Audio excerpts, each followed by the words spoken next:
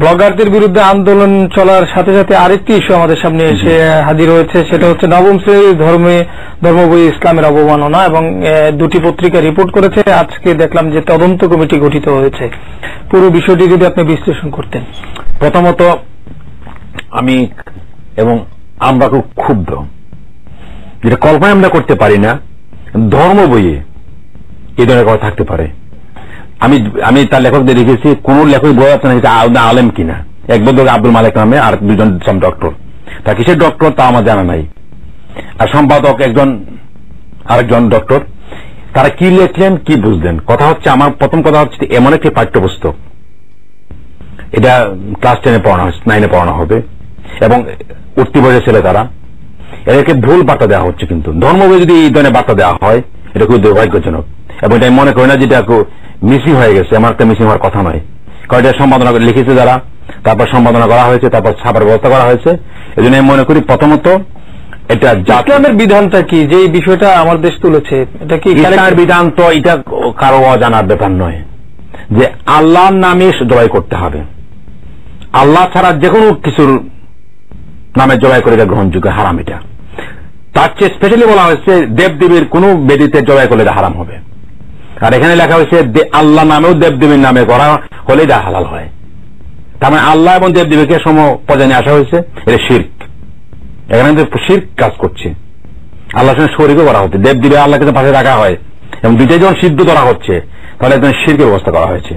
এই জন্য এই বিষয়টা খুবই গর্হিত বিষয়, এবং আমরা দাবি করছি। আপনাদের স্ট্যান্ড কি? ইসলামিক দলগুলো আপনারা তো একটা জোট করেছেন। আমাদের স্ট্যান্ড তো পরিষ্কার। আমরা যদি গভর্নমেন্টের কাছে তদন্ত করেছে, বলছে গভর্নমেন্ট, আমরা বলবো যে অতি সত্বর এই বই বাতিল করা হোক, এবং যারা দোষী ব্যক্তি যারা আছে, দোষী বলতে লেখক এবং সম্পাদক, প্রথম দোষী তারাই, তারপরে তার প্রকাশক গ্রুপ, এদেরকে আইনে আওতায় আনতে হবে। এটা আমরা দাবি করছি, এটা জরুরি বিষয় কিন্তু। এবং দীর্ঘ এই কয়েকদিন এমনি থেকে বেশ কয়েক মাস চলে গেছে, ক্লাস হয়েছে, এবং এই যে ভুল বার্তা দেওয়ার ব্যবস্থা করা হয়েছে, এটা মূলত হচ্ছে কারণটাকে। আমরা খুশি যে তারা একটা কমিটি করেছেন, কিন্তু কমিটি তথাকথিত কমিটি বানানো লাভ হবে না। আমরা চাই অতি সত্বর একটা কমিটি করার ব্যাপারটা কি। এখানে তো পরিষ্কার কথা, লেখক সম্পাদক এদেরকে জিজ্ঞেস করতে হবে এটা কি করে গেল এখানে। এই জন্য মনে করি এটা অতি সত্বর, শুধু কমিটি করে রেখে দিলাম ঠান্ডা হয়ে যাবে, ওটা পরিষ্কার নয়। এটা অতি সত্বর, এটাকে পদক্ষেপ নিতে হবে। পদক্ষেপ মানে হচ্ছে এদেরকে শাস্তি বিধান করতে হবে। তা না হলে আলেম ওলামা কিন্তু ইতিমধ্যে এটা নোটিশ সবার আসছে, এবং তারা সামনে প্রোগ্রাম দেওয়ার ব্যবস্থা করবে। কারণ যদি এক সপ্তাহের মধ্যে সমাধান না হয়, এটার ব্যবস্থা না হয়, অবশ্যই নেক্সট সপ্তাহ থেকে আমরা এইভাবে পদক্ষেপ নেব, এভাবে আমরা কমিটি ঘোষণা করব, এবং এটা প্রতিকার চেষ্টা করব। আরেকটা বিষয়, আপনি যেহেতু ইসলামিক পার্টির লিডার, আপনার কাছে আরেকটা বিষয় জানতে চাইব। তো আগে এই বইটার নাম ছিল ইসলাম শিক্ষা, এখন এই বইটার নাম হচ্ছে ইসলাম ও নৈতিক শিক্ষা। এটা কেমন হলো? ইসলামের ভিতরে কি নৈতিকতা নেই? এটা তো আরেক কথা। আমাদের তথাকথিত শিক্ষানী যেটা করেছেন, ওরা দাবি করেন নাকি গণমুখী, এটা নাকি বৈজ্ঞানিক বিজ্ঞানসম্মত শিক্ষা নিতে হয়েছে। আমাদের দাবি হচ্ছে, এটা আমরা বারবার বলে এসেছি, এটা সেকুলার শিক্ষানীতি। মানুষকে সেকুলার ধর্মনিরপেক্ষ করার একটা তালিম দেওয়া হচ্ছে এখানে, এবং এখানে সিলেবাস প্রথম যেভাবে লেখা হয়েছিল, তো এখনো এইভাবে পুরোটা হয় নাই, কিন্তু আশ্রয় হয়ে যাবে। এবং এই কারিকুলামের আওতায় তারা বইটা লিখেছেন, এবং খুব সংযুক্ত করে তারা লিখেছেন। আগে যে ধর্ম বই যে সমস্ত বিষয়গুলি ছিল, বইটা পড়লে পরে মোটামুটি 2 বছরে একটা ভালো জ্ঞান হয়ে যেত, এবং তা নয়, এটা কাটকাট করে কিছু কথা লিখেছে, এবং সেখানেও কিন্তু ফাঁকে ফাঁকে ওই সেকুলার নীতি ঢোকানোর চেষ্টা করা হচ্ছে। ধর্মীয় বই সেকুলার নীতি, নৈতিকতা বলা হচ্ছে কেন? ইসলাম তো নৈতিকতার বলিষ্ঠ সমর্থক শুধু নয়, নৈতিকতার মানদণ্ড ইসলাম দিয়েছে। ইসলাম নৈতিকতা বাদ দিয়ে নৈতিকতা হয়। ইসলাম নৈতিকতা মানে ইসলাম, রিয়েল নৈতিকতা। এখানে নৈতিক শিক্ষা আলাদা দেওয়া দরকার নেই, এটা তারা করতে পারেন। ধর্মীয় শিক্ষা মানে নৈতিক শিক্ষা নয়, ধর্মীয় শিক্ষা মানে অবশ্যই পরিপূর্ণ নৈতিক শিক্ষা, এটা আলাদা করার প্রয়োজন নাই।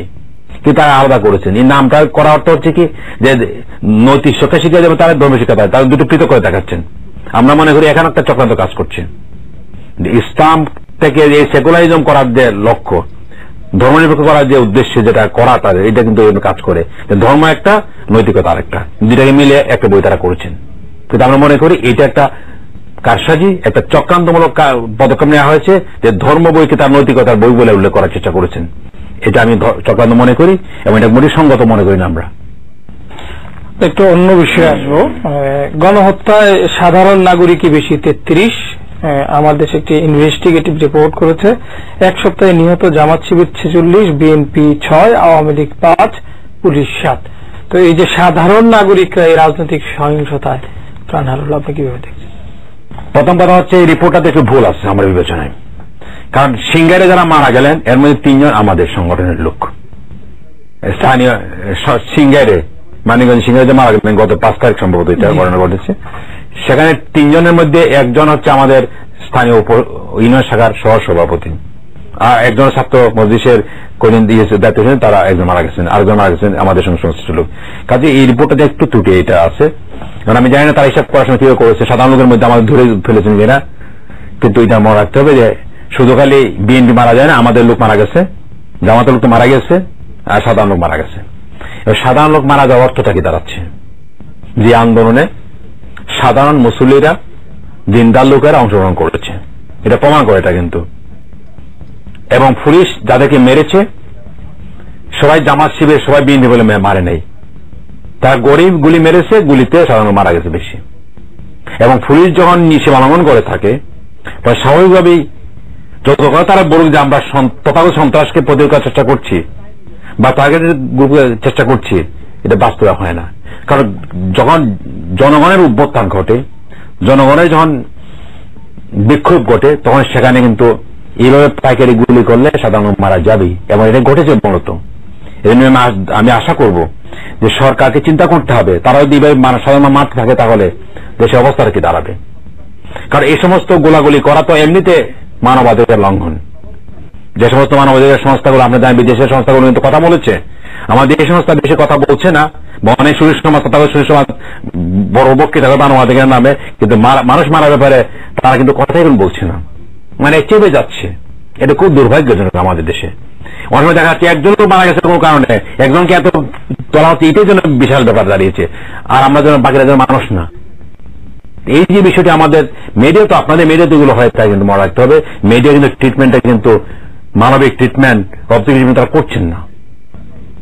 মানে আমি মারা গেলে মানুষ না, আর উনি মারা গেলে মানুষ।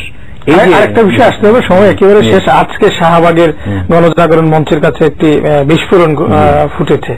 আপনি একজন রাজনীতিবিদ হিসেবে এই হামলাকে কিভাবে দেখছেন? খুবই দুর্ভাগ্যজনক। কারণ কোন সমাবেশেই কোন ফটকা মারা বা বোমা মারা এটা এক ধরনের নিন্দনীয় কর্ম, যে কোনো সমাবেশে নিন্দনীয় কর্ম। এজন্য যারা করেছে আমি এদের নিন্দা করি। আমি মনে করি পুলিশ অতি সত্ত্বর প্রকৃতদোষীদের বের করার চেষ্টা করবেন। আমি অনুরোধ করি পুলিশকে, আবার একই ব্র্যান্ডেড, এই যে আমি শুনে নিউজে বলা হচ্ছে, এখান থেকে বলা হয়েছে যে সব জামা শুরু করে ফেলেছে, এই ধরনের এই যে সবকিছুতে লেবেলিং করা, আপনি যদি এটাকে তদন্ত করার আগে লেবেলিং করে দিলেন তাহলে এটা কিন্তু প্রকৃত হবে না। আমি অনুরোধ করবো যে লেবেলিং ছাড়াই আপনি তদন্ত করে দেখেন এবং যারা রিয়েলি দোষী এদেরকে খুঁজে বের করে। আমরা শেষ করতে হবে। আমরা আশা করি যে রাজনৈতিক সহিংসতা কমে আসবে। মাহাতির মোহাম্মদ বলছেন যে সহিংসতা কমে আসার জন্য তিনি আহ্বান জানিয়েছেন সমঝোতায় আসার জন্য। তা আপনাকে দিগন্ত স্টুডিওতে আসা